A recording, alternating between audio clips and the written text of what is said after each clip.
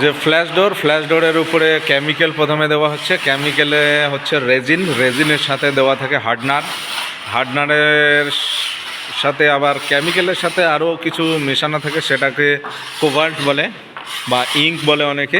সেটা মিক্স করে বানানো হয়। প্রথমে রেজিন দেওয়া হয়, রেজিন দেওয়ার পর এইখানে অল্প করে রেজিন দেওয়ার পর তার উপরে আবার বেশি করে রেজিন দিয়ে তার উপরে পেপার দেওয়া হয়। প্রথমে ব্যাক সাইডে ব্যাক পেপার আর ফ্রন্ট সাইডে ফ্রন্ট পেপার দেওয়া হয়। প্রথমে অল্প একটু দেওয়া হলো, তারপর এখন বেশি করে দেওয়া হবে। ওইখানে লাগলো না, তাই আর একটু দেওয়া হলো। দেখতে অন্যরকম লাগে, কিন্তু এটাই সুন্দর একটা দরজা তৈরি হয়ে যায়। আর লাস্টিংও হেভি, উপরে যা গ্লাসের মতো হয়ে যায় উপরে, যেটা টেকসইও দারুণ। সাধারণত পাইন বা সাইড পাইন যদি হয়ে যায় তো 15 বছরের এমনি গ্যারেন্টি দিয়ে বিক্রি করা হয়। এর উপরে পড়বে ডিজাইন। এটা একটা ডিজাইন, এই ডিজাইনটা সুন্দর করে ফুটে উঠবে। এটা একটা সাধারণত পেপারের উপরে রেজিন পড়বে, তারপর উপরটা গ্লাসের মতো হয়ে যাবে। বিভিন্ন ডিজাইন আছে, যেমন এইখানে একটা ক্যাটলগ রাখা আছে, দেখাচ্ছি ক্যাটলগটা। আগে দেখাই হচ্ছে ডিজাইনটা। এই যে ডিজাইন পেপার হয়ে গেল। এখন এটাকে ওয়াইপার দিয়ে মারবে, ওয়াইপার দিয়ে ঘষবে। ওয়াইপার দিয়ে ঘষে তার উপরে আবার কেমিক্যাল পড়বে। সুন্দর ডিজাইন। বিশেষ করে এগুলো রিটেলারকে দেওয়া হয়, দোকানে দেওয়া হয়। বিভিন্ন দোকানে ক্যাটালগ দেওয়া আছে, সেই দোকানদারগুলো অর্ডার নেয়। সেটা আবার সাইজ ওয়াইজ তারা সুন্দর করে সাইজের অর্ডার নেয়। চৌকাটের যা সাইজ হয় সেম সাইজ বানানো হয়, পারফেক্ট।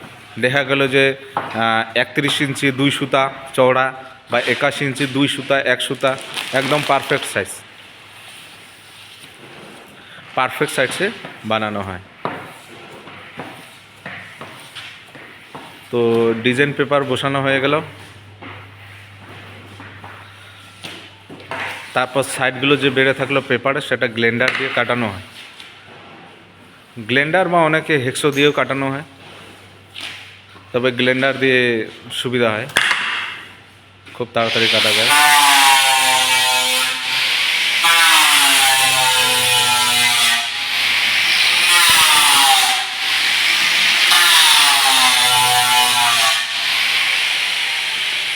কাটা হয়ে গেল। এখন উপরে যে ধুলোবালি থাকলো এগুলো ঝাড় দেওয়া হবে। ঝাড় দেওয়ার পর পরিষ্কার করে তার উপরে রেজিন অর্থাৎ কেমিক্যাল দেওয়া হবে। কেমিক্যাল দেওয়ার সময় হার্ডনারের মাত্রাটা জানতে হবে। এভাবেই দরজা তৈরি হয়।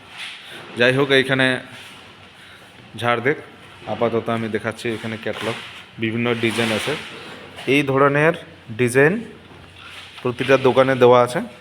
সেই দোকানদারগুলো এই কাস্টমারকে এই ক্যাটালগ দেখায়, সেখান থেকে চুজ করায়, ডিজাইন পছন্দ করে সেই ডিজাইনগুলো আমাদের অর্ডার দেয়। সেই অর্ডার অনুযায়ী এবং মাপ অনুযায়ী, পারফেক্ট মাপ অনুযায়ী বানানো হয়।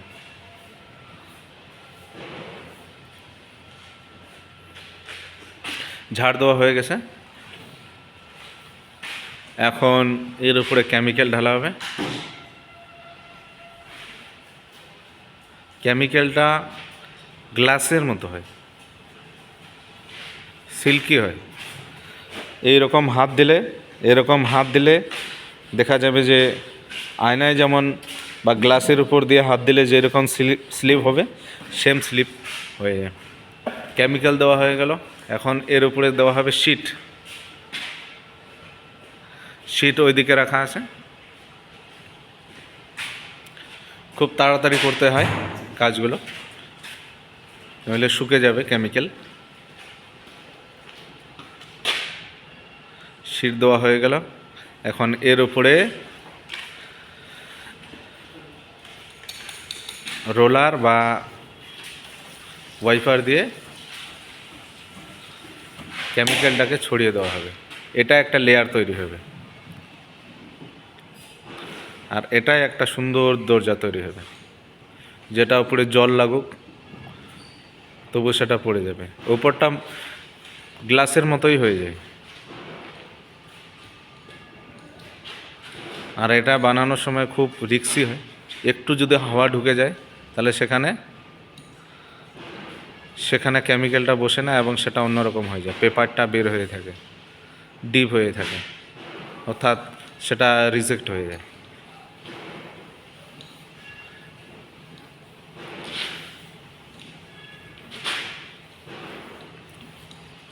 এটা মোটামুটি 3 থেকে 4 ঘন্টা লাগে শুকাইতে, ড্রাই হতে। যখন শুকিয়ে গেল তখন এই দরজা রেডি হয়ে গেল। এই হচ্ছে ল্যামিনেশন দরজা। এই ডিজাইনটা যে দেখা যাচ্ছে এটা ক্যাটলগেই ছিল। এটা হচ্ছে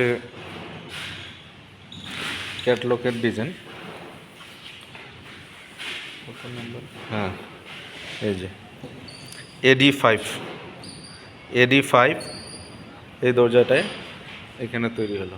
এটা কাস্টমার পছন্দ করছে, দোকানদারের কাছে ক্যাটলগ দেওয়া ছিল, সেই হিসাবে বিভিন্ন দরজার এখানে নাম্বার দেওয়া আছে, AD8, AD2, AD7, AD8, AD9, সেই হিসাবে মাপ এবং দরজার যে ডিজাইন নাম্বার সেটা পাঠায় দেয়, তারপরে দরজা তৈরি হয়। এটা দরজা হয়ে গেল। একে একে এইরকম করে প্রতিটা দরজায় সেমভাবে তৈরি হবে।